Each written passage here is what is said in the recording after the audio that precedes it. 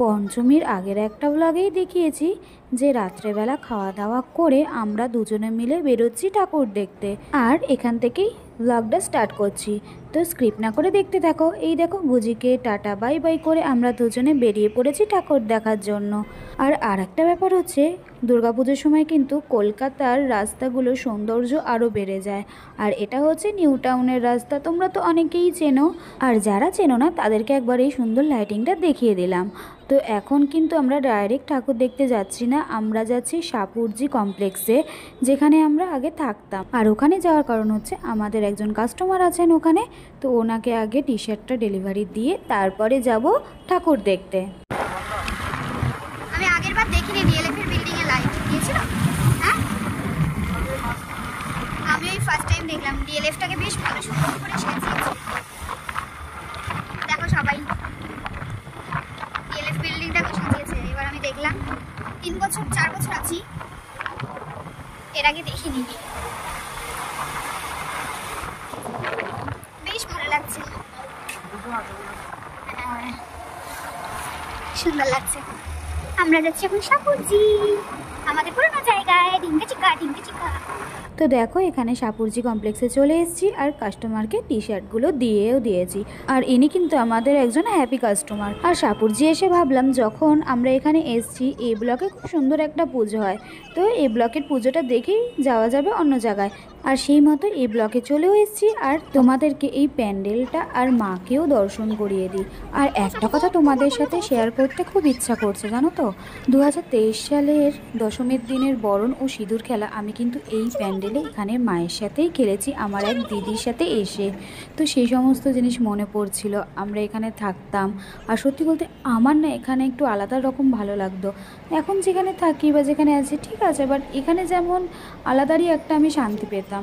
তো যাই হোক, এখানে বরমশাইয়ের সাথে প্যান্ডেল তো দেখে নিলাম। আর প্যান্ডেলটা দেখেছো কি সুন্দর করেছে, এটা কিন্তু প্রত্যেক বছর এখানে খুব সুন্দর করে প্যান্ডেল করে। তারপরে দেখো চলে এসেছি আমি নিউ টাউনে। এই প্যান্ডেলটা তো আমাকে প্রত্যেক বছর দেখতেই হবে। আর এখানকার লাইটিংটা দেখেছো কি সুন্দর করেছে, আমার তো বেশ ভালো লাগছিল। তারপরে এখানে দাঁড়িয়ে কটা ফটো আর ভিডিও তুলে নিলাম, আর তারপরে বরের সাথে টুকটুক করে হাঁটতে এটা আমি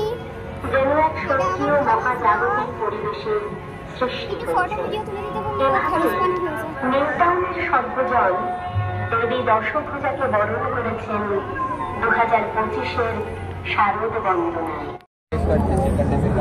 যা গরম, আমি চুল আটকে নিয়েছি। अच्छा ज़्यादा खराब আমি নিউ টাউনে পুজোর ভিডিও পুরোটাই কিন্তু অন্য একটি ব্লগে পোস্ট করেছি, তাই আর আমি এখানে পুরো ভিডিওটা পোস্ট করছি না। ছোট ছোট দুটো ক্লিপ তোমাদের সাথে শেয়ার করছি, যাতে তোমাদের বুঝে নিতে সুবিধা হয়। আর যারা যারা আমার এখানের পুরো ভিডিওটা দেখতে মিস করে গেছো, তারা আমার প্রোফাইলে একবার গিয়ে দেখো, পুরো ব্লগটা পোস্ট করা আছে, তোমাদের অবশ্যই ভালো লাগবে। এই যে আমাদের দেখা হয়ে গেছে, এবার আমরা বেরিয়ে পড়লাম। দারুণ একটা প্যান্ডেল দেখলাম, তাই না? হ্যাঁ, প্যান্ডেলটা কিন্তু দারুণ। লাস্টে আমি ভিডিও করতে পারিনি, আমার গ্যালারি একদম ফুল হয়ে গেছিল, কোনো স্পেস ছিল না, তাই এবার একটু আমরা মেলা ঘুরবো। আমরা এখন মেলায় চলে এসেছি, বুঝির জন্য একটা খেলু নিতে হবে। নেই, দোকান থেকে কিছু খাবো আর কিছু কিনবো।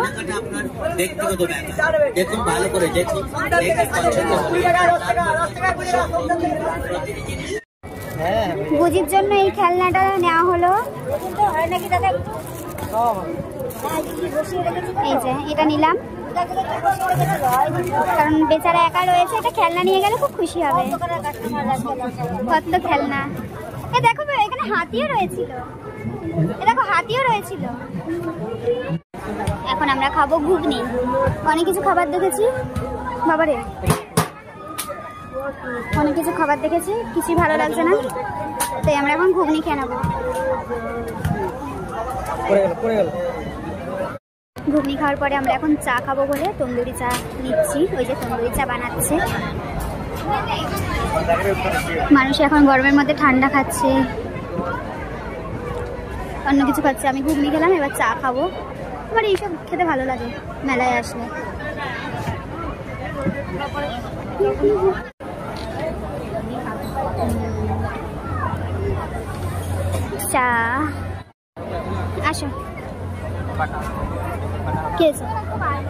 রাত 1:45-র সময় আমরা চা খাচ্ছি। হ্যাঁ, 1:45-র সময় আমরা খাচ্ছি চা।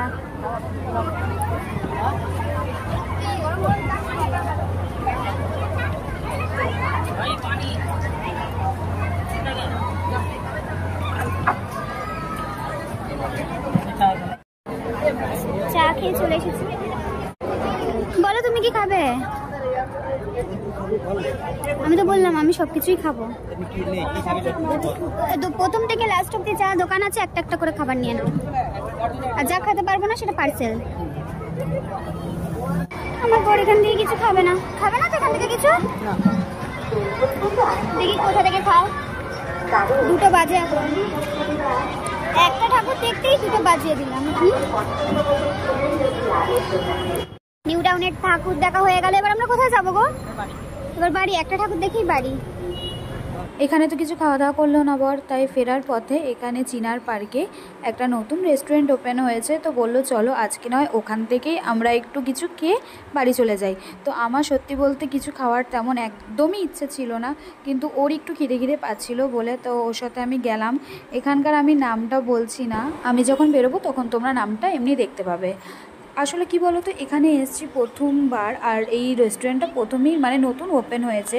তো এখানে এসে আমরা প্রথমে যেহেতু নতুন ওপেন হয়েছে তাই বেশি কিছু অর্ডার করিনি, আর সেরকম খিদে ছিল না বলে সত্যি বলতে আর অত কিছু অর্ডার করতে ইচ্ছা হয়নি। কিন্তু এই যে চিকেন ভর্তা আর বাটার নানটা অর্ডার করেছিলাম, দেওয়ার সঙ্গে সঙ্গেই কিন্তু নানটা একদম শক্ত হয়ে গেছিলো। ওরা কিন্তু একবারও স্টাফরা এসে জিজ্ঞেস করেনি খাবারটা ঠিক ছিল কি না।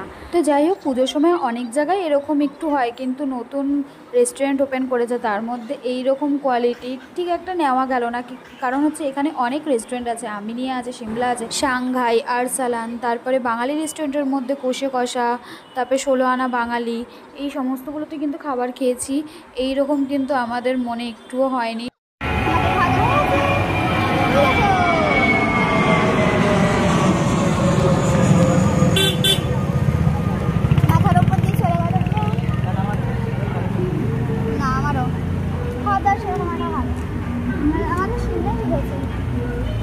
ঠিক আছে, তো চলো এখন আমরা বাড়ি যাবো আমার ছেলের কাছে।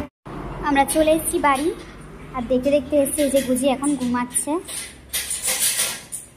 সর্বক্ষণ দেখছিলাম যে ও কি করে না করে, ঘুমাচ্ছিল, এখানে ঘুমাচ্ছে বা পুরো কোলা ব্যাঙের মতো ঘুমাচ্ছে। দেখো